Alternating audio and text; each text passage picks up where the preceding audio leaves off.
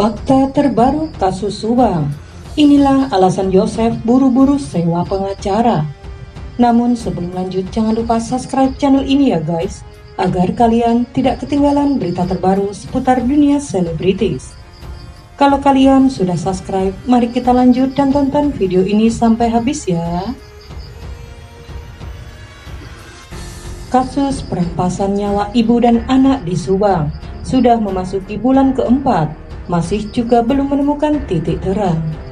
Terbaru, Mulyana, adik Yosef, akhirnya memberi klarifikasi tentang alasan Yosef buru-buru menyewa pengacara guna mengungkap kasus perampasan nyawa ibu dan anak di Subang. Fakta terbaru kasus perampasan nyawa di Subang, Mulyana mengungkapkan bahwa sempat membuat masyarakat Indonesia skeptis terhadap Yosef. Pasalnya, anak dan istrinya meninggal dibunuh, bagaimana mungkin Yosef justru menyewa pengacara?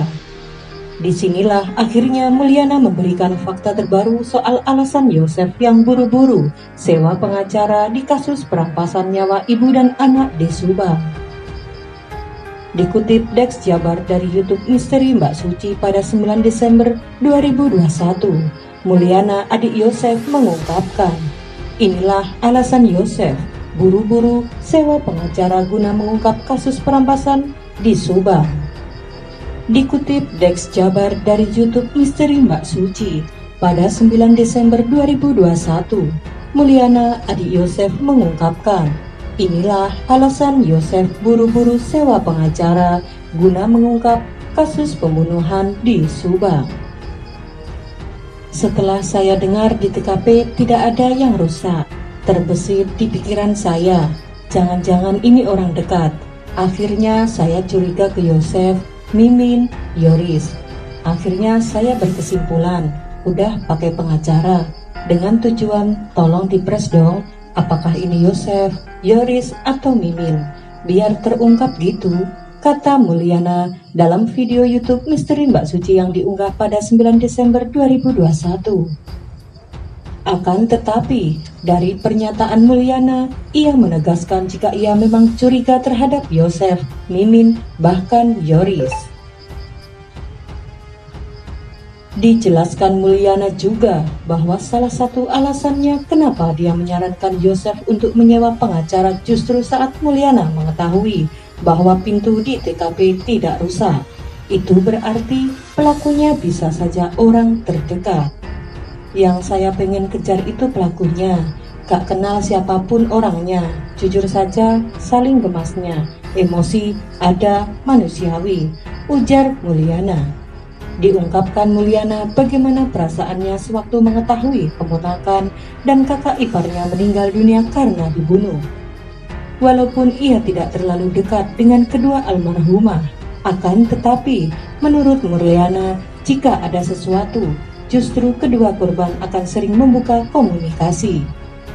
Diketahui sebelumnya bahwa di awal kasus perampasan nyawa di Subang yang terjadi pada 18 Agustus 2021 dini hari dengan korban istri dan anak Yosef, yakni Tuti Suhartini dan Amel, publik pun mempertanyakan dengan tindakan Yosef yang langsung menggandeng pengacara.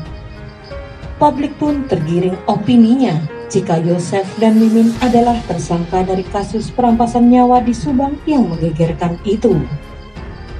Ditegaskan Mulyana sejak di awal kasus bahwa penggunaan kuasa hukum bukanlah keinginan Yosef ataupun Mimin, akan tetapi inisiatif Mulyana.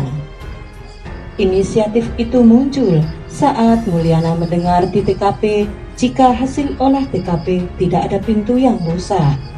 Alasan lain adalah itu yang saya minta kepada pengacara untuk pres atau menekan agar mereka mau jujur, kalau melakukan bilang iya, kalau tidak melakukan bilang tidak, tutur Mulyana. Menurut Mulyana, jika sejak awal berbohong, selanjutnya justru pengacara akan mengalami kesulitan apabila melakukan pendampingan kepada kliennya.